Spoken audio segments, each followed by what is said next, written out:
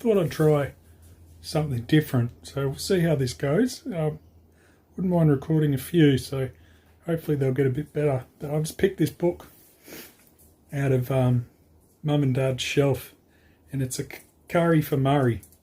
And it grabbed my attention because my brother Sean, or your uncle Sean, Schmuckman, he loves a good curry. You never miss a curry. So maybe it's not Murray, maybe it's Sean. A curry for Sean.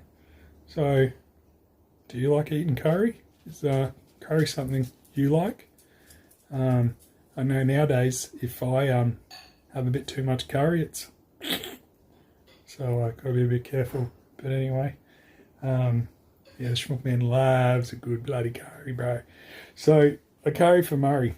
So let's see what it's about. I haven't actually read it yet, so which is not a good thing for a teacher to do. You should know it. Should have read it first. So let's see. A curry for Murray. Now, one of the main characters is called Molly. Do you know anyone called Molly?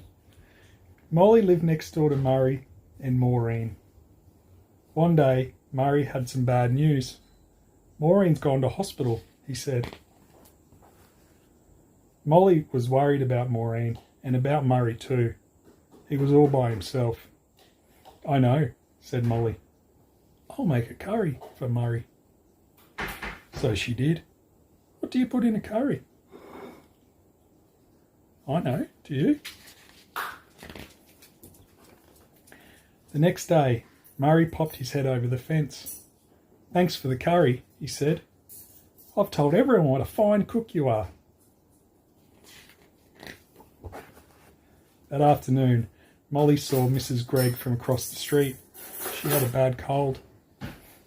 Murray told me you made him a curry, she sniffled. Could you make me a little something? She was a bit greedy, isn't she? Sure, said Molly. I can make you a soft-boiled egg. Mrs. Gregg, that rhymed. How do you make a soft-boiled egg, do you know? So she did. That night, the doorbell rang. It was Murray's neighbour, Mr. Maloney. My son has a toothache, he said. He can't eat anything crunchy. No problem, said Molly. I'll make spinach macaroni for Sam Maloney. I've got some rhyming words in this. So she did.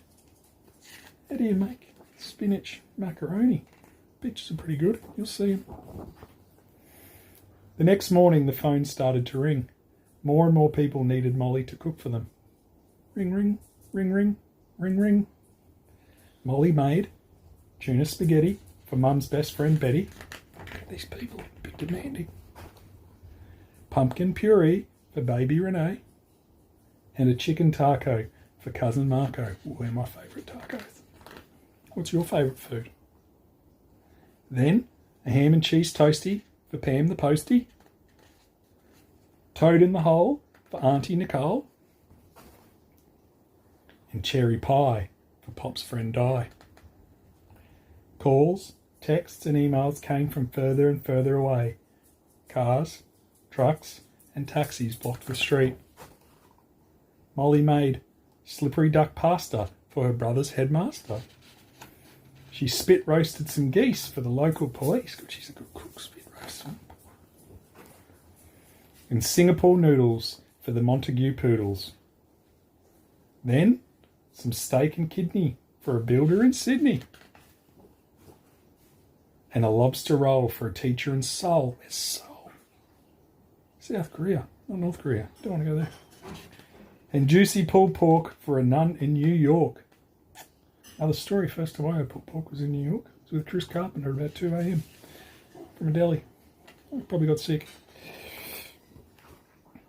Molly cooked all day and into the night. At dawn, a helicopter landed in Molly's yard. I'll make savoury mince for the faraway prince, Molly shouted to the pilot. So she did. Hurry back into the kitchen. Molly slipped on a blob of gravy and slammed into the fridge. Cratch! Ouch! Her ankle hurt. No more cooking for you, said Mum. The next day was quiet. In the afternoon, the doorbell rang. It was Murray and Maureen. We're glad you're home from hospital, said Molly's mum. I'm much better, said Maureen. It was kind to make a curry for Murray. That's why we've brought a lolly for Molly. What's the moral of that story? I've been very lucky. People are always cooking for me. But maybe it was because I always cook for them. Who knows? Well, I hope you enjoyed that. We'll see how this turns out. Love ya.